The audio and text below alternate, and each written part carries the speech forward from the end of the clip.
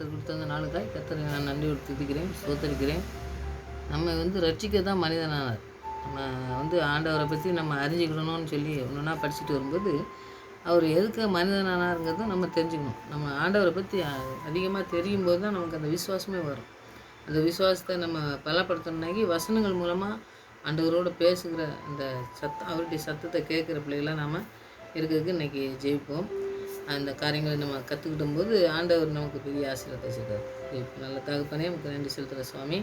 இந்த நாட்களிலும் ஆண்டவரே எத்தனையோ ஆண்டவரே இடையில் வந்தாலும் எங்களை ஆண்டவரே இந்த இஸ்ரேல் மக்களை ரெண்டாக கடலை பிரித்து ஆண்டவர் நடத்தின தேவன், வழி திறந்து உதவி செய்த தேவன், எங்களுக்கும் வழி திறந்து உதவி செய்ய வளமுள்ளவராக இருக்கிறார் என்ற விசுவாசம் எங்களுக்கு ஆண்டவரை தந்து வழிநடத்துமாறு ஜெபிக்கிற சுவாமி. எத்தனையோ ஆண்டவரை பிசாசு திட்டம் வைத்திருந்தாலும் தேவன் வைத்திருக்கிற திட்டத்தின் நாங்கள் அர்ப்பணித்து நாங்கள் ஜெபித்து அதன் ஆசீர்வாதத்தை சுதந்திரத்துக்குள்ள பிள்ளைகளை காணப்பட தேவன் எங்களுக்கு உதவி செய்வன்மா ஜெபிக்கிற ஆண்டவரே. நீங்கள் எல்லா தடைகளையும் நீக்கிற தேவன், நீங்கள் நினைத்தது மாத்திரம் எங்களுடைய வாழ்க்கையை நிறைவேற நாங்கள் அர்ப்பணிக்கிறோம். நீங்கள் பொறுப்படுத்த ஆனந்தமாக ஜெபிக்கிறோம். வசனங்கள் மூலம் பேசும்பொழுது ஆண்டவரே நாங்கள் இந்த சத்தத்துக்கு கீழ்ப்படியத்தக்கதான கிருபையை நீ தந்து வழிநடத்துமா ஜெபிக்கிறோம். துதிக்கான மயமெல்லாம் அம்மகே செலுத்துகிறோம். ஏசு வச்ச நாமத்தில் ஜெபங்கள் பிதாவே, ஆமென்.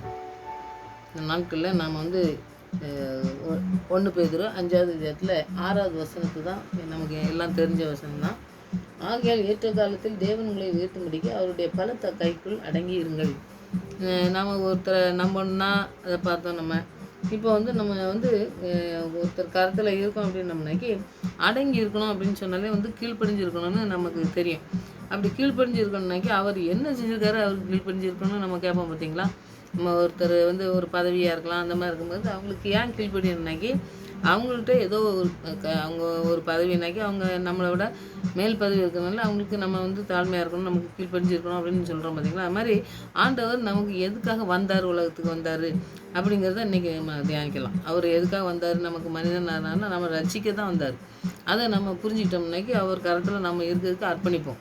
ஒவ்வொரு காரியங்களும் நம்ம கற்றுக்கிடும் போது தான் நம்ம அந்த விசுவாசத்தில் பலப்படுவோம். அப்படிங்கிறதுனால இந்த வசனங்களை தியானிக்கும் பொழுது அவர் நம்மளை ரட்சிப்பில் கொண்டு, அது ரொம்ப முக்கியங்க. நமக்கு வாழ்க்கையில் ரட்சிக்கப்பட்டு நம்ம வாழ்க்கையில் இல்லைன்னா நம்மளுடைய வாழ்க்கையில் எல்லாமே வீண். அதனால் ரட்சிக்கப்பட்ட பிள்ளைங்களாக நாம் ஆண்டவருக்கு பிரியமான காரியங்களை செய்ய நம்ம அர்ப்பணித்து இன்றைக்கி ஜெயிப்போம். ஆவியானவரை பெற்றுக்கொண்டு நம்ம ஊழியம் செய்கிற பிள்ளைங்களாக இருக்கும்பொழுது நம்ம ஆண்டவருக்கு பிரியமானதை செய்யறதுக்கு நம்ம ஆண்டவர் ஒவ்வொரு நாளும் அபிஷேகத்தினால் நிறைத்து நம்மளை நடத்த நம்ம அர்ப்பணித்து ஜெயிப்போம். ஆண்டவர் பெரிய காரியங்களை செய்வார். இன்றைக்கி பார்த்திங்கன்னாக்கி ஏசாயா 7வது அதிகாரத்தில் 14வது வசனத்தை நீங்கள் படித்து பார்த்திங்கன்னாக்கி நமக்கு தெரிஞ்ச வசனங்கள் தான் எல்லாமே. முக்கியமாக நம்ம கிறிஸ்மஸ் காலத்துங்கள்லாம் இந்த வசனங்கள்லாம் நம்ம தியானிப்போம். அதனால் இது நிறைய தெரிஞ்ச வசனம். அதனால் வசனங்கள் மூலமாக நம்ம படிச்சுட்டு நம்ம தியானிக்கும் போது ஆண்டவர் நம்மளோட கூட பேசுவார். ஏசாயா தீர்க்கதரிசி புஸ்தகம் 7வது அதிகாரத்தில் 14வது வசனத்தில் நீங்கள் பார்த்தீங்கன்னா, ஆதலால் ஆண்டவர் தாமே உங்களுக்கு ஒரு அடையாளத்தை கொடுப்பார். இதோ ஒரு கன்னிகை கர்ப்பவதியாகி ஒரு குமாரனை பெறுவாள், அவளுக்கு இம்மானுவேல் என்று பெயரிடுவாங்க அப்படின்னு சொல்லி நம்ம ஏசாயா தீர்க்கதரிசியில் படிக்கிறது தான். மத்தேயு 1:22-23 படிக்கும். அவருக்கு இம்மானுவேல் பெயரிட்டால் ஜனங்களெல்லாம் மீட்டு நம்மளை ரட்சிக்க வந்தவர். ரட்சிப்பை கொடுக்கறதுக்குங்கிறது யாராலையுமே முடியாது. நமக்கு ரட்சிப்பு தர்றதுக்கு யாருக்குமே அவங்களுக்கு தகுதியே கிடையாது. ஆண்டவர் மாதிரி தான் நம்மளை ரட்சித்தார்னா மாத்திரம் தான் அவருக்கு பிரியமாக நடக்கும்பொழுது தான் அவருடைய கரத்தில் இருந்து நம்ம ஆசீர்வாதத்தை பெற்றுக்கொள்ள முடியும். அந்த ரட்சிப்பை பெற்றுக்கொள்ள இன்றைக்கி நம்ம ஆண்டவர்கிட்ட நம்ம கேட்கணும். அவர் எப்படி பிறந்தார், எப்படி பிறப்பார்னு சொல்லி போட்டிருக்காங்கன்னா, கன்னி வயிற்றில் பிறப்பாப்பும். அந்த நாட்களில் நிறைய பேர் இப்படி பிறப்பாருன்னு சொல்லணுன்னா நிறைய பேர் ஜெபத்தோடு இருந்தாங்கன்னு சொல்லி நீங்கள் நம்ம சரித்திரத்தை படித்தா தெரியும். அந்த மாதிரி காத்துட்டு இருக்கும்போது கன்னி மரியாள்ன்ட்டு ஒரு அம்மாவும் இருந்திருக்காங்க. அவங்களும் வயசு ரொம்ப கம்மியான வயசில் இப்படி ஜெபித்துட்டு இருக்கும்போது அந்த அம்மா தான் ஆண்டவர் தேர்ந்தெடுக்காருன்னு சொல்லி நமக்கு நிறைய பேருக்கு தெரியும்.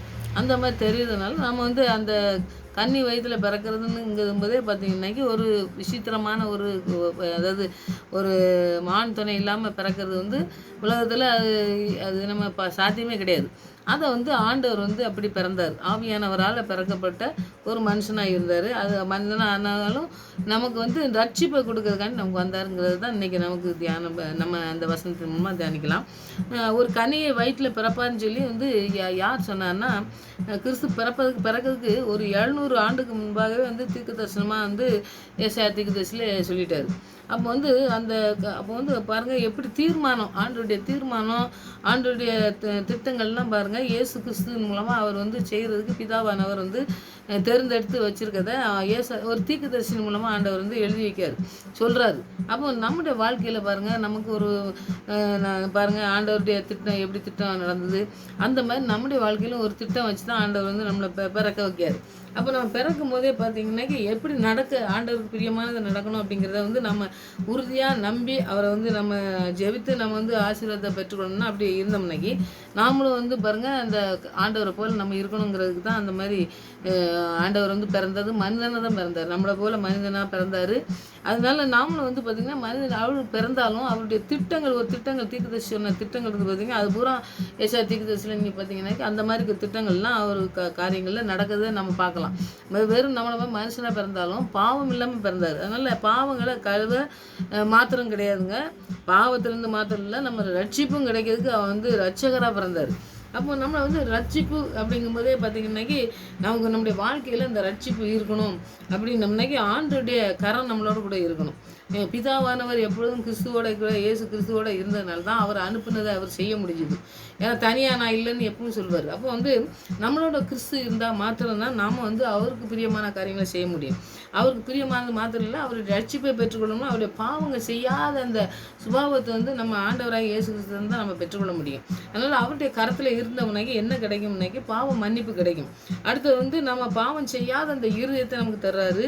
அடுத்தது ரட்சிப்பின் அனுபவத்தை நமக்கு தர்றாரு. ரட்சிக்கப்பட்ட ஒரு அனுபவத்தில் நாம் இருந்து ஆண்டவரோடு கூட அந்த ரட்சிப்பை பெற்றுக்கொண்டோம்னா தான் மாத்திரம்தான் ஆண்டவராகிய இயேசு கிறிஸ்து எப்படி செய்து முடிச்சாரோ சிலுவை ஒரு கீழ்ப்படிந்தவராக இருந்தார் பாருங்க, அந்த மாதிரி நம்ம இருக்கிறதுக்கு தான் ஆண்டவர் வந்து இந்த மாதிரி காரியங்கள்லாம் நமக்கு கற்றுத்தர்றாரு. அப்போ ஆண்டோடைய கரத்தில் இருக்கும், ஆண்டோடைய ரட்சிப்பை பெற்றுக்கொள்வதற்கு தான் நம்ம ஆண்டவர் வந்திருக்காரு. அவர்கிட்ட வந்து நம்ம ரட்சிப்பை பெற்றுக்கொள்ளணும் அப்படின்னு சொல்லி நாம் அவர் எப்படி ஆண்டவர் எப்படி 700 வருஷத்துக்கு முன்னாடி சொன்னதை அதுக்கப்புறம் பிறந்த பிறகு சொல்கிறாரு. நம்ம கிபி 1 2ன்னு சொல்லி இன்றைக்கி 2024 வருஷம் நம்ம பார்த்துட்டு இருக்கோம்.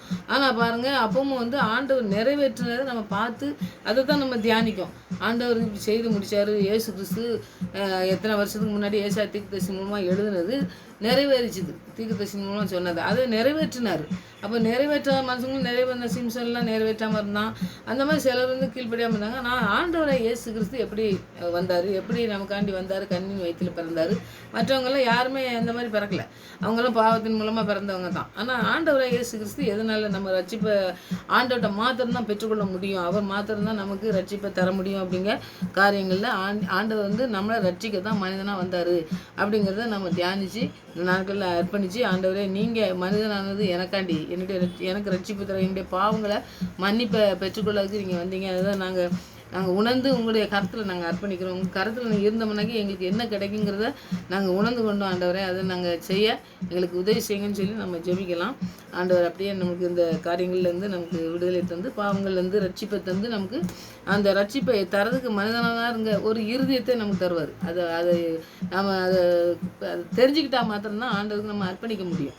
அவர் மனுஷனானது எதுனால அப்படின்னு சொல்லி நம்ம உணர்ந்து நம்ம ஜெபிக்கும் பொழுது ஆண்டோடைய ரட்சிப்பை பெற்றுக்கொள்ள முடியும். ரட்சிக்கப்பட்டவங்க நம்ம இன்னும் அதிகமான ஆவியானவர்கள் நிறைய பேட ஜெபிக்கணும். ஆவியானவர் பெற்றுக்கொள்ளாதவங்க பெற்றுக்கொள்வதற்கு ஜெபிங்க, அது ரொம்ப முக்கியங்க. பாவ மன்னிப்பை பெற்றுக்கொள்வதற்கும் ரட்சிப்புக்கும் ஆண்டவராகிய இயேசு கிறிஸ்து மனிதனானார். அடுத்தது 2வது பார்த்தீங்கன்னாக்கி இயேசு கிறிஸ்து வந்து நான் பிறந்தது மாத்திரம் இல்லைங்க, அவர் செஞ்சது மாத்திரம் இல்லை, அவருடைய தாழ்மையை நம்ம பார்க்கணும்.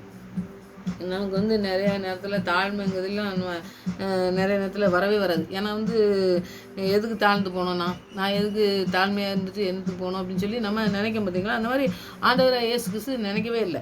ஏன்னா வந்து சீஷர்களுடைய கால்களையும் வந்து கடைசி நேரத்தில் கழுவுதாருன்னு சொல்லி பார்க்கணும்னா அவங்க கூட இருந்தவங்க பார்த்திங்கன்னா யாருமே அவ்வளோ எல்லாம் சொன்ன கேட்டு கீழ்ப்படிஞ்சு அந்த மாதிரிலாம் இருந்தவங்க கிடையாது. எல்லாருமே கொஞ்சம் கொஞ்சம் சொல்கிறதெல்லாம் கேட்காம அந்த மாதிரிலாம் இருந்தவங்க. ஆண்டவர் அவங்களெல்லாம் வச்சு கூட அவங்க இவங்க வந்து நம்ம தகுதிக்கு இவன் காலை கழுவுறதுக்கு தகுதி இல்லாதவன், இவன் காலை ஏன் கழுவுன்னு சொல்லி ஆண்டவர் இல்லாமல் அவர் வந்த நோக்கத்தை நிறைவேற்றுறதுக்கு அவருடைய தாழ்மையை காட்டணும் அப்படிங்கிறதுக்காண்டி தாழ்மையின் ரூபம் எடுத்தார். தாழ்மையை தான் ஆண்டவர் வந்து உருவெடுத்து நமக்கு தாழ்மையை கற்றுத்தரதுக்கு தான் வந்திருக்காரு ஆண்டவர். அந்த தாழ்மையை வந்து அவர் வந்து செஞ்சு முடிக்கார். அந்த சீசருக்கு காலை கழுவும் போது பார்த்தீங்கன்னாக்கி எல்லாரும் சும்மா இருக்கும்போது பேதுரு தான் ஐயோ என் காலை கழுவக்கூடாதுமா. கழுவும் போது பார்த்தீங்கன்னா அந்த ஆண்டவர் சொல்லி இதில் நான் உன் காலை கழுவுனாக்கி நீ எனக்கு பங்கு இல்லை அப்படிம்பாரு. அப்போ என்ன தலையிலேருந்து எல்லாம் கழுவும் ஆண்டவர் அப்படின்னு சொல்லி பேதுரு சொல்கிறத நம்ம பார்க்கலாம். ஆனால் ஆண்டவர் எல்லாத்தையும் வந்து பார்த்தீங்கன்னா என்ன பரிசுத்தப்படுத்துறாரு. அவருக்கு தகுதியில் அவங்க இப்போ சீசர்கள் பூரா பாருங்கள் நிறைய பேர் ரத்த சாட்சியாக தான் மறிச்சாங்கன்னு நம்ம பார்ப்போம். அப்போ அவங்களுடைய வாழ்க்கையில் வந்து பார்த்திங்கன்னா ஆண்டவராக இயேசு கிறிஸ்து கரத்தில் இருந்திருக்காங்க. நம்ம யார் கருத்தில் இருக்கோம் அப்படிங்கிறத யோசித்து பார்க்கணும். இந்த பிலிப்பியரில் நீங்கள் படித்து பார்த்தீங்கன்னாக்கி பிலிப்பியர் 2வது இடத்துல 6வது வசனத்தில் நீங்கள் படித்து பார்த்தீங்கன்னாக்கி 6லேருந்து 11 வரைக்கும் நீங்கள் படித்து பார்த்தீங்கன்னா ஆண்டவராக இயேசு கிறிஸ்து சிலுவையில் செஞ்ச காரியங்களை தான் நம்ம படிக்கணும். 2வது இடத்துல 6வது வசனத்தை நீங்கள் படித்து பார்த்தீங்கன்னாக்கி அவர் தேவனுடைய ரூபமாக இருந்தும் தேவனுக்கு சமமாக இருப்பதை கொள்ளையாடின பொருளாக எண்ணாமல் தம்மை தாமே வெறுமையாக்கி அடிமையின் ரூபம் எடுத்து மனுஷர் சாயலானார். இவன் மனுஷருடைய சாயல் ஆனதே என்னதுங்க, நமக்கு பாவ மன்னிப்பை கொடுக்கறதுக்கு. நம்மளை வந்து பாருங்கள் அவர் வெறுமை ஆகிட்டார். அவர் வந்து மேலே பிதா கூட சமமாக இருந்ததெல்லாம் அவர் வந்து பெருசாக நம்ம நினைக்காம நமக்காண்டி அந்த பாவத்தை நம்ம பாவங்களை மன்னிக்கிறதுக்காண்டி அவர் வந்தார்னு நம்ம பார்க்கலாம். அடுத்தது 7வது வசனம் 8வது வசனம் பார்த்திங்கன்னா அவர் மனுஷ ரூபமாய் காணப்பட்டு மரண பரியந்தம், அதாவது சிலுவையின் மரண பரியந்தம் கீழ்ப்படிந்தவராகி தம்மை தாமே தாழ்த்தினார். அப்போ ஆண்டவர் என்ன நோக்கத்துக்கு அழைச்சி நம்மளை அனுப்புனாருன்னு சொல்லி அவர் பார்த்து அதுக்கு முற்றிலுமாக கீழ்ப்படிஞ்சவராக இருந்தார்.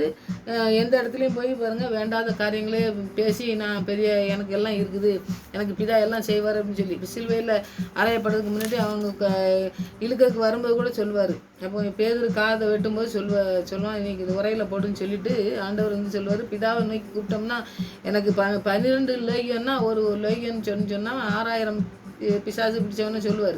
அப்போ 12ன்னா கணக்கு போடுங்க, அத்தனை பேர் அனுப்புறதுக்கு பிதாவால் முடியும். ஆனால் நான் வந்த நோக்கம் நிறைவேறணும். பிதா எதுக்கு அனுப்புனாரோ அந்த நோக்கத்தை நிறைவேற்றுறதுக்கு தான் நான் வந்து இதுக்கு தாழ்ந்து இருக்கேன் அப்படின்னு சொல்லி ஆண்டவர் சொல்கிறத நம்ம பார்க்கணும். அப்போ மரண பரியந்தம் கீழ்ப்படிந்தவராகி இப்போ காணப்பட்டார்னா மனுஷ ரூபமாக இருந்தார். ஆனால் மனுஷனாக நாம் இருக்கோம். நாம் எப்படி இருக்கணும், சிலுவையில் போய் அந்த சிலுவையில் மரணம் அதாவது சாகிற வரைக்கும் கீழ்ப்படிஞ்சு இருந்தவராக இருந்ததுனால நம்ம எப்படி கீழ்ப்படிஞ்சு உயிரோடு இருக்கிற போதே நம்ம எப்படி கீழ்ப்படிஞ்சிருக்கோம் அப்படிங்கிறத நம்ம இதிலெல்லாம் யோசனை பண்ணி பார்த்தோம்னாக்கி நம்ம அந்த வசனத்தின் மூலமாக படிக்கும் பொழுது ஆண்டவருடைய சத்தத்தை நம்ம கேட்டு நமக்கு எப்படி கீழ்ப்படியணும்னு நம்ம கற்று தருவார்.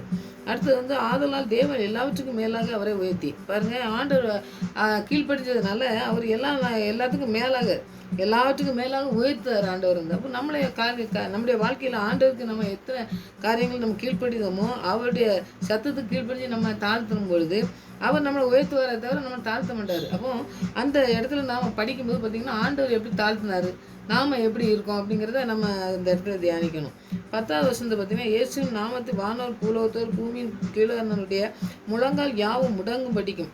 பாருங்கள் எவ்வளோ பாருங்கள் நமக்கு இப்போ வந்து ஆண்டவராக இயேசு இப்படி போட்டிருக்குன்னா நம்முடைய வாழ்க்கையை எடுத்துக்கிட்டோம்னாக்கி நாம் வந்து மற்றவங்க மத்தியில் எப்படி வாழுவோம். அப்போ எப்படி வாழும்போது பார்த்திங்கனாக்கி முழங்கால் யாவும் முடங்கும்னாக்கி நமக்கு கீழ்ப்படிஞ்சிருக்கலாம், நம்ம சொன்னதை கேட்கலாம், ஆண்டோடைய வசனத்தை சொல்லும்போது அவங்க கேட்குறவங்களா இருக்கலாம். அந்த மாதிரி நிறைய காரியங்களை வந்து ஆண்டவர் எப்படி கீழ்ப்படிஞ்சிருந்து எப்படி கேட்டு பெற்றுக்கொண்டாரோ அதுபோல் நாமளும் வந்து ஆண்டவருக்கு பிரியமான காரியங்கள் செய்யும் பொழுது ஆண்டவர் நம்மளை உயர்த்துவராக இருக்கார். அடுத்தது பிதாவாகிய தேவனுக்கு மகிமையாகும் இயேசு கிறிஸ்து கர்த்தர் நாவு யாவும் அறிக்கை பண்ணும் படிக்கும் எல்லா நாமத்துக்கும் மேலான நாமத்தை அவருக்கு தந்தருளினார். இப்போ எல்லா நாமத்துக்கும் மேலான நாமத்தை ஆண்டவருக்கு பிதாவானவர் இயேசு கிறிஸ்துக்கு கொடுக்காருன்னு சொல்லி பார்த்துக்கோம். அப்போ நாம் வந்து எல்லாத்துக்கும் மேலாக நம்ம ஆண்டவருடைய நாமம் இருக்குது அப்படிங்கிறத அறிக்கை செய்து நாம் ஜெபிக்கும் பொழுது நம்ம ஆசீர்வாதத்தை பெற்றுக்கொள்ள முடியும். அவரை போல் நாம் வந்து எப்படி இருக்கணும் அப்படிங்கிற சொல்லி செய்யும் பொழுது தான் ஆசீர்வாதத்தை தருவார். அப்போ எல்லாவற்றுக்கும் மேலான நாமம் அவருடைய நாமம் அப்படிங்கிறத நாம் புரிஞ்சுக்கிட்டா அந்த ஆசீர்வாதத்தை நம்ம பெற்றுக்கொள்ள முடியும்னு நம்ம பார்க்கும். ஆனால் வந்து பாருங்கள் இயேசு கிறிஸ்து வந்து பிதாவா தேவனுக்கு அது சமமாக இருக்கிறதே வந்து அவர் வந்து இந்த உலகத்தில் பிறந்தபோது அவர் வந்து இந்த வாழ்ந்த போதும் சரி அவர் வந்து இந்த உலகத்தை எழுத்து பறதுக்கு போகிற வரைக்கும் பாருங்கள் அவர் வந்து தேவனுக்கு சமமாக இருப்பதை வந்து நான் இது பெருசு எனக்கு எந்த இதுவும் கிடையாது, கவலையே கிடையாது, இது பெரிய காரியத்தில் எனக்கு அப்போதான் தந்திருக்காரு அப்படின்னு சொல்லி அவர் நினைக்கவே இல்லை. ஏன்னா சமமாக இருக்கிறத நிறைய நினச்சிருந்தவனைக்கு அவர் வந்து எத்தனையோ உலகத்தில் காரியங்கள் செஞ்சுருக்கலாம், அற்புதம் செஞ்சார், எல்லாம் செஞ்சிருக்கலாம்ல, சிலுவைக்கு ஏன் போகிறாரு.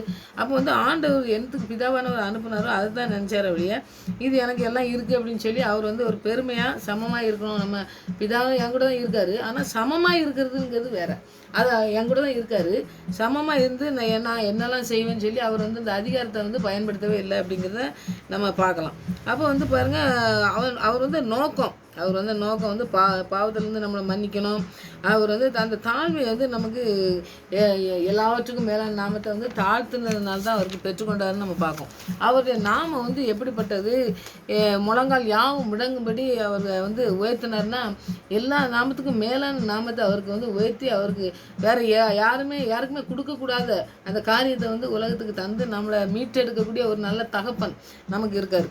அப்போ வந்து அந்த மனுஷன் அவதாரம் எடுத்தால் கூட அவர் அதிசயம் எல்லாத்தையும் செஞ்சாங்க கூட அவர் வந்து தன்னை வெறுமையாக்கிட்டார். அவர் எத்தனையோ அதிசயங்கள் செய்தார், என்னை விட மேலானது செய்வீங்கன்னு தான் சொன்னார் ஒழிய, அவரை வந்து என்னென்னா மனுஷனாக பிறந்த காரியங்களை தான் செஞ்சார் ஒழிய, அதில் வந்து பெரிய காரியங்கள், அதாவது அவள் எனக்குன்னு ஒரு பவர் இருக்குது, என்ன என் பவரை மாதிரி வேறு யாருக்கும் செய்ய முடியாதுங்க. அந்த ஒரு அதிகாரம்னு சொல்லுவாங்க பார்த்தீங்களா, சிலர் வந்து பார்த்திங்கன்னா ஒரு வேலை கிடச்சிச்சின்னா எனக்கு பெரிய இந்த அதிகாரம் இருக்குது, நான் மேனேஜர் இருக்கேன், எனக்கு இந்த அதிகாரம் இருக்குது, உனக்கு வந்து அந்த அதிகாரம் இல்லை அப்படின்னு சொல்கிறாங்க பார்த்தீங்களா. அந்த மாதிரி அந்த அதிகாரத்தை வந்து ஆண்டவர் வந்து இந்த உலகத்தில் வந்தப்போ பயன்படுத்தலை. மனுஷனாக பிறந்து மனுஷனாக எல்லா வேலையும் செஞ்சு எல்லாம் பண்ணி அவர் செஞ்சாருன்னு சொன்னார். ஆனால் அதுக்காக தேவனுடைய அந்த வல்லமை பிதாவானவர் கூட இருந்தார் பாருங்க, அந்த வல்லமை இழந்துட்டார் அப்படிங்கிறது வந்து நம்ம எண்ணக்கூடாது. அவர் கூடவே இருக்காரு, அவர் கூட இருந்துட்டு மனுஷனை சாயலாகி அந்த காரியங்களை, அதாவது நம்ம ஒரு காரியம் சொல்லியிருக்காரு, அந்த காரியங்களை செய்கிறதுக்காக தான் நீ போகிற அப்படின்னு சொன்னாங்கன்னாக்கி அந்த காரியங்களை செய்து முடிப்பாங்க பார்த்தீங்களா. அது மாதிரி ஒன்றா தான் இருக்காங்க, ஆனால் வேலை செய்கிறதுக்குன்னு சொல்லி ஒரு சரீரம் வேணும்ல. பாவத்திலேருந்து மன்னிக்கப்படணும்னாக்கி பரிசுத்த ரத்தம் சிந்தப்பட்டா, ரத்தம் சிந்த இல்லாமல் பாவ மன்னிப்பு இல்லைன்னு சொல்லி இருக்கிறதுனால அந்த பாவத்தை மன்னிக்கிறதுக்கு ரத்தம் வந்து பாவம் இல்லாத ரத்தமாக இருக்கணும். அதாவது ஒரு மனுஷனுடைய உதவி இல்லாமல் பிறந்து அவருடைய ரத்தம் சிந்தப்பட்ட தான் பாவத்தில் மன்னிப்புன்னு சொல்லும் பொழுது ஆண்டவராக இயேசு கிறிஸ்துவ பிதாவானவர் அனுப்பி நமக்கு அந்த ரட்சிப்பை பெற்றுக்கொள்வதற்கு நமக்கு அனுப்புனார். ஆனால் அந்த தெய்வீக தன்மை வந்து அவர்கிட்ட இருந்தது. அவர் வந்து எந்த காரணத்துலையும் பார்த்தீங்கன்னாக்கி அந்த மகிமையை விட்டு இறங்கினாலும் அவருடைய அந்த ரூபத்தில், மனுஷ ரூபத்தில் வந்தாலும் அந்த எந்த காரியங்களை, அதாவது ஆண்டவர் பிதாவானவர் கூட இருக்கிற அந்த காரியங்களை வந்து இழக்கவே இல்லை. அவர் வந்து உலகத்தில் இருந்த பொழுதும் வந்து அந்த தெய்வீக பண்பு இருக்கும் பார்த்தீங்களா, அந்த ஆண்டவருடைய பண்பு வந்து மற்றவங்களுக்கு இல்லவே இல்லை. அந்த மாதிரி பண்புகளை வந்து அவர் இழந்து போல, அதை வந்து அப்படியே தான் அவர் மனுஷனாக இருந்தாலும் மனுஷ சாயில் இருக்கும்போதும் அவர் வந்த குமாரனாக இருந்த பொழுதும் அந்த சரீரத்தில் வந்து அவருக்கு எல்லாமே இருந்தது. ஆனால் பிதாவானவர் அவர் கூடயே இருந்தாருன்னு சொல்லி நம்ம பார்க்கோம். அவருக்கு வந்து சரீரத்தில் வந்து தாகம் இருந்துச்சு, பசி இருந்தது, சாப்பாட்டுக்கெல்லாம் வாங்க சொல்லுவார், தாகமாக இருக்குன்னு சொல்லி சிலுவையில் சொல்லுவார். அப்புறம் களைப்பு இருந்து தூங்கினார், அவருக்கு தூக்கம் வந்தது. அந்த மாதிரி எல்லாமே மனுஷனுக்கு நமக்கு இருக்குது பார்த்தீங்களா. அந்த காரியங்கள்லாம் இருந்தாலும் அவருடைய தெய்வீக தன்மை இருந்தாலும் அந்த சரீரம் வந்து ஆண்டவர் எப்படி அந்த பயன்படுத்த விட்டாரோ அந்த வேலையை எப்போ செய்து முடித்தார். அந்த நமக்கு இருந்த எல்லா காரியங்களும் இருந்தாலும் அந்த பிதாவானவர் கூட இருந்து அந்த பாவ செய்யும் அந்த சுபாவம் வந்து அவருக்கு இல்லவே இல்லை. அவர் எப்பவுமே பரிசுத்தவானவராக இருந்து தான் அவரை மேலே எதுவுமே குறை சொல்லாமல் தான் சிலுவையிலாம் பாடுபட்டு நமக்காக மரிச்சாருன்னு சொல்லி பார்ப்போம். அப்போ பிதா அனுப்பின காரியங்களை கீழ்ப்படிஞ்சு அவர் கடைசி வரைக்கும் செய்து முடித்ததுனால நமக்கு எல்லா நாமத்துக்கும் மேலான நாமத்தை தரித்தவராக அவர் வந்து மரித்து உயிரோட எழுப்பி பிதாவானவர் இன்றைக்கி வந்து அவர் வலது பரிசத்தில் உட்காந்துருக்காரு, நமக்காக பரிந்து பேசுகிறவராக இருக்கார். ஆனால் நம்முடைய வாழ்க்கையில் என்ன செய்கிறோம், நாம் வந்து நம்ம எப்படி ஆண்டவருடைய சித்தத்துக்கு நம்ம ஒப்பு கொடுத்து இந்த மாதிரி பிதாவானவருக்கு ஒப்பு கொடுத்து அப்போது நம்ம அவருடைய கருத்தில் இருக்கோம் அப்படிங்கிறத நம்ம செஞ்சு கீழ்ப்படிஞ்சு நம்ம இருக்கோமா, நம்முடைய வாழ்க்கையில் எப்படி இருக்கும். ஏற்ற காலத்திலே உயர்த்தும்படி அவருடைய பலத்த கருத்துக்களே அடங்கிருங்கன்னா அந்த கரங்களில் இருக்கும்னா எப்படி இருக்கும். நம்முடைய வாழ்க்கையில் இந்த 2 வருஷம் நாங்கள் படித்தோம், எப்படி நம்ம பிதாவானவர்கிட்ட நம்ம ஆண்டவராக இயேசு கிறிஸ்து வந்து எப்படி கடைசி வரை இருந்தாரோ தாழ்த்தி அவர் எல்லா நாமத்துக்கும் மேலான நாமத்தை தரித்து அவர் வந்து இன்னைக்கு இருக்காரோ, அதுபோல் நம்மளை உயர்த்தும்படி ஆண்டவராக இயேசு கிறிஸ்துனுடைய கருத்தில் நம்ம இருந்தோம்னா மாத்திரம்தான் அந்த ஆசீர்வாதத்தை நம்ம இப்போ உலக ஆசீர்வாதமானாலும் சரி, ஆவிக்குரிய ஆசீர்வாதம்னாலும் சரி, ஆண்டவர்கிட்ட இருந்து பெற்றுக்கொண்டு நம்ம வாடும் பொழுது ஆண்டவர் எதுக்கு நம்ம அவருடைய கரத்தில் இருக்கணும் அப்படிங்கிறத நம்ம புரிஞ்சுக்கிட்டு நம்ம ஜெபிக்கும் பொழுது இந்த வசனத்தின் மூலமாக ஆண்டவர் நம்மளை ஆசீர்வதிப்பார். அதனால ஆண்டவராக இயேசு கிறிஸ்து நம்மளை ரட்சிக்கவும் பாவத்திலிருந்து மன்னிக்கவும் நமக்காக மனிதனாக பிறந்தது போல மனிதனாக பிறந்தது நமக்காக அப்படிங்கிறத நாம் உணர்ந்து நம்முடைய நம்முடைய பாவங்களை அறிக்கை செய்து அதை விட்டு விடுறதுக்கும் அவருடைய ரட்சிப்பை பெற்றுக்கொள்ளவும் நம்ம இன்றைக்கி ஜெயிப்போம். ஆண்டுடைய பெரிய காரியங்கள் நம்ம செய்வார்னு சொல்லி அவருடைய பலத்த கரத்தில் நாம் இருக்கணும். அவருடைய கரத்தில் இருக்கணும்னாக்கி நமக்கு அவருக்கு எவ்வளோ தகுதி இருக்குது அப்படிங்கிறத நம்ம தெரிஞ்சுக்கிட்டாம அவருக்கு தான் உலகத்தில் எல்லா விதமான காரியங்களும் செய்யறதுக்கு அவருக்கு தான் அந்த அதிகாரம் இருக்குது, எல்லா விதமான தகுதி இருக்குது. அந்த தகுதி உள்ள தகப்பன் நம்மளோட கூட அந்த அதிகாரம் படைத்த எல்லாவற்றையும் அண்ட சராசரங்களையும் உருவாக்கின அந்த தகப்பனுடைய கரத்துக்குள்ளே நாங்கள் இருக்கோம் ஆண்டவரே, நாங்கள் உங்கள் கரத்தில் இருக்கோம் ஆண்டவரே, நீங்கள் எங்களை நடத்துங்க அப்படின்னு சொல்லி நம்ம அர்ப்பணிப்போம். ஆண்டவர் பெரிய காரியங்கள் செய்வார். நம்முடைய வாழ்க்கையில் நிறைய தோல்விகள் வரலாம். தோல்விகளை கண்டு நாம் விழுந்துடவே வேண்டாம். ஆண்டவராக இயேசு கிறிஸ்து அப்படி தான் எத்தனையோ காலங்களில் வந்து பார்த்திங்கன்னா மனுஷனாக பிறந்த நாட்களில் நிறைய சோதனைகள்லாம் வந்தது அவருக்கு. ஆனால் அவர் வார்த்தையின் மூலமாக ஜெயிச்சார். பிதாவானவர் அனுப்பின காரியங்கள் செய்தார். அதுபோல் நம்முடைய வாழ்க்கையில் என்ன காரியங்கள் நம்மளை கொண்டு செய்யணும்னு வச்சுருக்காரோ அந்த திட்டங்கள் நிறைவேறும். ஒரு நாளும் தரிசனம் பொய் சொல்லாத தீர்க்க தரிசனத்தில் நம்ம படிக்கும். அவர் சொன்னதை அப்படியே நடத்தி செய்கிற வல்லமுள்ள தேவன். அவர் ஒரு நாள் வாக்கு மாறாத தேவன். அதனால் இந்த வாக்கு கொடுத்தவரை நம்ம பிடிச்சி அவருடைய கரத்தில் இருக்கும்னு சொல்லி நீங்கள் அர்ப்பணித்து நம்ம பிள்ளைகளெல்லாம் அர்ப்பணிக்கணும். நம்ம எல்லாவற்றையும் அர்ப்பணித்து ஜெபிக்கும் பொழுது ஆண்டவர் ஆசீர்வாதம் தருவார். அவர் அதிசயமாக நம்மளை நடத்துவதை நம்ம பார்க்க. ஏன்னா அதிசயமானவர் அவர் ஆலோசனை கர்த்தர். அதனால் அவர் எல்லாவற்றையும் நமக்கு செய்து முடிக்க வல்லமுள்ளவர். அவருடைய கரத்தில் நம்ம அர்ப்பணிப்போம். பெரிய காரியங்களை எதிர்பார்த்து ஜெயிவிங்க. கர்த்தர் பெரிய காரியம் செய்வார். ஆமாம்.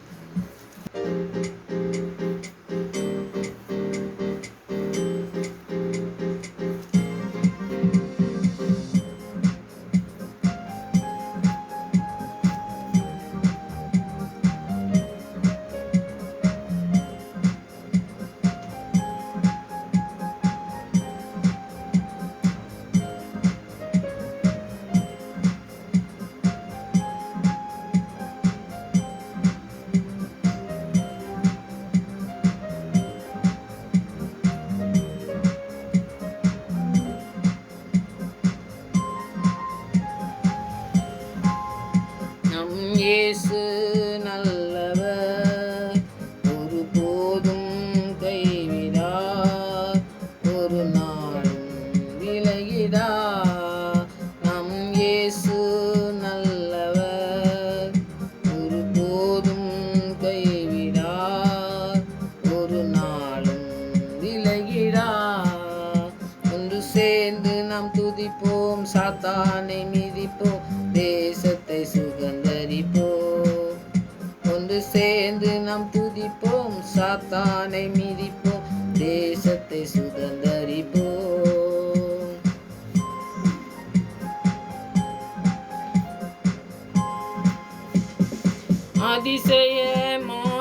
அதிசயமானவர் ஆறுதல் தருகிறார். அதிசயமானவர் ஆறுதல் தருகிறார். சர்வ வல்லவர், சர்வ வல்லவர் சமாதானம் தருகிறார். உனக்கு சமாதானம் தருகிறார். ஒன்று சேர்ந்து நாம் துதிப்போம், சாத்தானை மிதிப்போம், தேசத்தை சுதந்தரிப்போம். ஒன்று சேர்ந்து நாம் துதிப்போம், சாத்தானை மிதிப்போம், தேசத்தை சுதந்தரிப்போம்.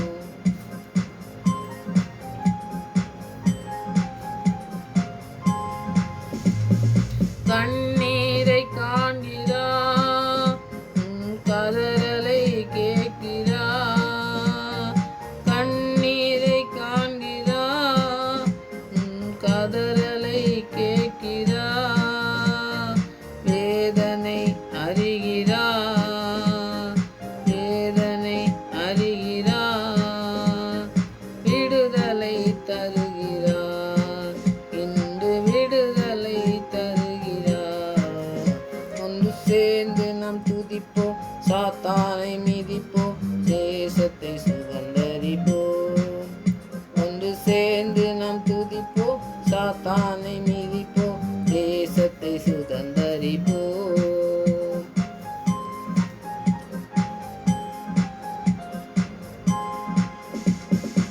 எதிர்காலம் நமக்குண்டு,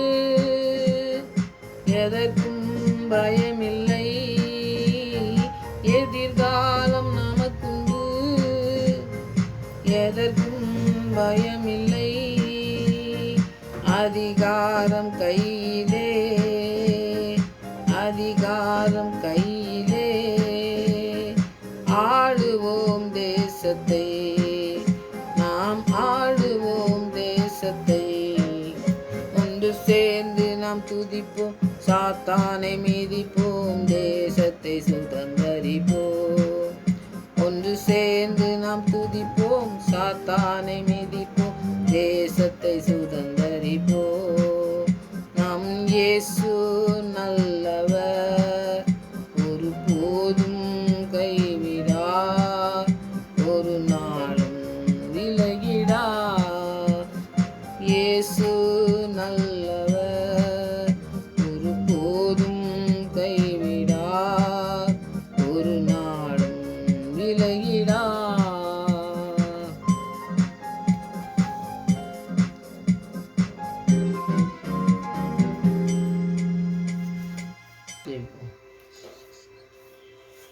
ராஜா நீ செய்த நன்மைகள் அவை எண்ணி முடியாதையா, ஏறெடுப்பேன் நன்றி பலி, என் ஜீவனாளெல்லாம் நான் ஏறெடுப்பேன் நன்றி பலி, என் ஜீவனாளெல்லாம். சாமி, நீ செய்த நன்மைகள் அநேகம் ஆண்டவரே, எண்ணி முடியாத அதிசயங்களை செய்கிற தேவன் நீங்கள். எங்களை ஒவ்வொரு நாளும் உடைய கரத்தினால் தாங்கி வழி நடத்துகிற நல்ல தகப்பன் ஆண்டவரே, நாங்கள் அறிந்து கொள்ளணும் ஆண்டவரே. சிலுவையிலே ஆண்டவரே நீ ஜீவனை கொடுக்கும் வரை நீங்கள் ஆண்டவரே பிதாவானவர் அனுப்பின காரியங்களை செய்து முடித்தது போல் நீங்கள் எங்களுடைய வாழ்க்கையில் என்ன திட்டம் வைத்திருக்கீங்களோ ஆண்டவரே, எத்தனை சோதனைகள் வேதனைகள் வந்தாலும் அதை செய்து முடிக்க எங்களுக்கு ஆண்டவரே நீங்கள் கூட இருந்து எங்களுக்கு கிருபை தந்து வழிநடத்தமா ஜெபிக்கிறோம் ஆண்டவரே. எங்களுடைய வாழ்க்கையில் ஒரு தீர்மானம் வைத்திருக்கீங்க ஆண்டவரே, எங்களுடைய வாழ்க்கையில் ஒரு திட்டம் வைத்திருக்கீங்க ஆண்டவரே. எங்களுடைய வாழ்க்கையில் நீங்கள் ஒரு அதிசயமான காரியங்களை செய்ய எங்களை அழைத்து வைத்திருக்கீங்க ஆண்டவர். அதை நோக்கத்தை நாங்கள் அறிந்து கொள்ளணும். என்னுடைய தகப்பன் எப்படிப்பட்டவர் என்பதை அறிந்து கொண்டு ஆண்டவரே உம்முடைய கருத்தில் நாங்கள் தங்கியிருக்க, உம்முடைய பாதத்தில் அமர்ந்திருக்க எங்களுக்கு நீ கிருபை பாராட்ட வேண்டும் ஆட்சேபிக்கிறேன் ஆண்டவரே. எங்களுக்காக மனிதனாய் வந்து உங்களுடைய பரிசுத்த இரத்தத்தை எங்களுக்காக சிந்தி ஆண்டவரே எங்களை பரிசுத்தமாக்கி எங்களை ஆண்டவரே ரட்சிப்புகளே கொண்டு வந்து எங்களை வழி நடத்துறீங்களே, நன்றி ஆண்டவரே. எந்த தகுதியும் இல்லாத எங்களை தேர்ந்தெடுத்து தகுதியுள்ள பிள்ளையாய் மாற்றுகிற எங்கள் அன்பு தகப்பனே உமக்கு நன்றி ஆண்டவரே. நாங்கள் ஒன்றுமில்லாத பொழுது எங்களை நிறைவாக்குகிற தேவன், எங்களுக்கு ஆலோசனை கர்த்தர் கூட இருக்கீங்க, எங்களுக்கு சமாதானத்தை தருகிற கூட இருக்கீங்க, எங்களுக்கு சுகம் தருகிற தேவன் எங்களோடு கூட இருக்கீங்க, நன்றி ஆண்டவரே. அதை நாங்கள் உணர்ந்து கொள்ள கிருபை செய்யுங்க ஆண்டவரே. வசனங்களின் மூலமாக எங்களோடு கூட பேசுங்க ஆண்டவரே. நீங்கள் கடைசி வரை எப்படி தாழ்மையோடு இருந்தீங்களோ அதுபோல் ஆண்டவரே உங்களுடைய சித்தத்துக்கு நாங்கள் ஆண்டவரே முற்றிலுமாய் எங்களை தாழ்த்த எங்களுக்கு கிருபை தாங்க. உங்களுடைய சித்தம் மாத்திரம் எங்களுடைய வாழ்க்கையில நிறைவேறணும் ஆண்டவரே. இந்த உலக காரியங்களை எங்களை ஆண்டவரே அமுக்கி விடாதபடி, அழுத்தி விடாதபடி என் தேவனுடைய வசனம் எங்களுடைய வாழ்க்கையிலே ஆண்டவரை கிரியை செய்யத்தக்கதாக ஜெபிக்கிறேன் ஆண்டவரே. எங்களுக்கு விரோதமாய் எத்தனை பிசாசு திட்டம் வைத்திருந்தாலும் அத்தனையிலிருந்து எங்களை தூக்கி எடுக்க வல்லமுள்ள ஒரு கரம் என்று எங்களோடு கூட இருக்கிறது என்பதை நாங்கள் ஆண்டவரை அறிந்து கொண்டு வாழ எங்களுக்கு கிருபை தாங்க ஆண்டவரே. உடைய பரிசுத்த இரத்தத்தினால் கழுவி பரிசுத்தப்படுத்துங்க ஆண்டவரே. உடைய பரிசுத்த ஆவினால் எங்களை நிறைத்து நடத்துங்க ஆண்டவரே. நீங்கள் கடைசி வரை எப்படி ஆண்டவரே தாழ்மையாக இருந்தீங்களோ அதுபோல் நாங்களும் உங்களுக்கு ஆண்டவரே தாழ்மையாக இருக்க எங்களுக்கு கற்றுத்தாங்க. உங்களுடைய வார்த்தைக்கு முற்றிலுமாய் ஆண்டவரை அர்ப்பணிக்க, உங்களுடைய வார்த்தைகளை புடமிட எங்களுக்கு ஒப்பு கொடுக்க எங்களுக்கு பரிசுத்த ஆவியானவர் எங்களோடு கூட இடைபட வேண்டுமா ஜெபிக்கிற ஆண்டவரே. ஒவ்வொரு நாள் நடத்துகிற காரியங்களுக்காக நன்றி ஆண்டவரே. நீங்கள் அதிசயமானவர், நீங்கள் அற்புதங்கள் செய்கிற தேவன் கூட இருக்கீங்க, நன்றி ஆண்டவரே. எல்லாவற்றையும் செய்து முடிப்பேன்னு சொல்லி நான் அழைத்த தேவன் உண்மையாய் ஆண்டவரே எங்களோடு கூட இருக்கீங்க ஆண்டவரே. எங்களை ஒவ்வொருடைய வாழ்க்கையிலும் ஆண்டவரே நீங்கள் வைத்திருக்க திட்டம் நிறைவேறட்டும் ஆண்டவரே. கேட்குற பிள்ளைகளுக்கு அப்படியே நீங்கள் செய்து முடிக்க வேண்டுமா ஜெபிக்கிறேன் ஆண்டவரே. தன்னை தாழ்த்தட்டும் ஆண்டவரே, உம்முடைய கரத்திலே அர்ப்பணிக்கட்டும் ஆண்டவரே. உம்முடைய கரத்திலே இருக்கிறோம் என்ற அந்த விசுவாசத்திலே ஓடி ஜெயிக்கிற பிள்ளைகளாய் காணப்பட தேவன் இந்த நாட்களே செய்து வழிநடத்த போருக்கா நன்றி செலுத்துகிறேன் ஆண்டவரே. கிருபையும் நன்மையும் ஆண்டவரே எங்களை சூழ்ந்து கொள்ள நீங்கள் கிருபை தரவன்மா செபிக்கிற ஆண்டவரே. உங்களுடைய வார்த்தைக்கு கீழ்ப்படியும் உங்களுடைய பாதத்தில் அமர்ந்திருக்க இன்னும் அதிகமான நேரத்தை செலவு செய்து உங்களுடைய வசனங்களின் ஆழங்களை எங்களுக்கு கற்றுத்தந்து எங்களை வழிநடத்துகிற தேவன்களோடு கூட இருக்க வேணுமா செபிக்கிற ஆண்டவரே. உடைய வல்லமுள்ள கருத்துக்களை அர்ப்பணிக்கிற சுவாமி, இதை கேட்க மறந்ததை நீ செய்து வழி நடத்த போருக்கா நன்றி செலுத்துகிறோம். இந்த நாள் வரை நடத்தினோம், இன்னமும் நடத்த போருக்கா நன்றி செலுத்துகிறோம். ஒவ்வொரு நாளையும் உங்களுடைய கருத்தில் அர்ப்பணிக்க எங்களுக்கு விஷயங்க. அப்படியே அர்ப்பணிக்கும் பொழுது அற்புதமாக நடத்துகிற என் தகப்பன் எங்களோடு கூட இருக்கிறீர் என்பதை நாங்கள் அன்றைய அறிக்கை செய்து அநேகருக்கு சாட்சி உள்ள பிள்ளைகளாக நிற்க தேவன் ஒவ்வொருவரையும் பயன்படுத்துகிற நாட்களாக இந்த நாட்கள் மாற்ற வேண்டுமா செபிக்கிற ஆண்டவரே. ஒவ்வொருவரும் அர்ப்பணிக்கட்டும், அற்புதமாக நடத்தப்படட்டும் தகப்பனே. ஒருடைய குறைகளை நிறைவாக, ஒருடைய நோய்களை சுகமாக்குங்க. ஒருடைய பிரச்சனையும் ஆண்டவரை பிசாசு கொண்டு வர பிரச்சனைகளை ஆண்டவரை மேற்கொள்ளத்தக்கதாய் வசனங்கள் மூலமாக பேசி நாட்களை எங்களுக்கு கிருவியாக நடத்த போகிறக்காக நன்றி செலுத்துகிறோம். உங்களுடைய ஜெபத்துக்கெல்லாம் பதில் கொடுத்து நன்றி செலுத்துகிறோம் ஆண்டவரே. மறுபடியும் நம்முடைய சமூகத்தில் வருமுறை எங்களை காத்து வேணாந்தமாக ஜெபிக்கிறேன். துதிக்கான மகிமையெல்லாம் அமக செலுத்துகிறேன். இயேசு ரட்சகர் நாமத்தில் ஜெபங்களுக்கு நல்ல பிதாவே, ஆமென்.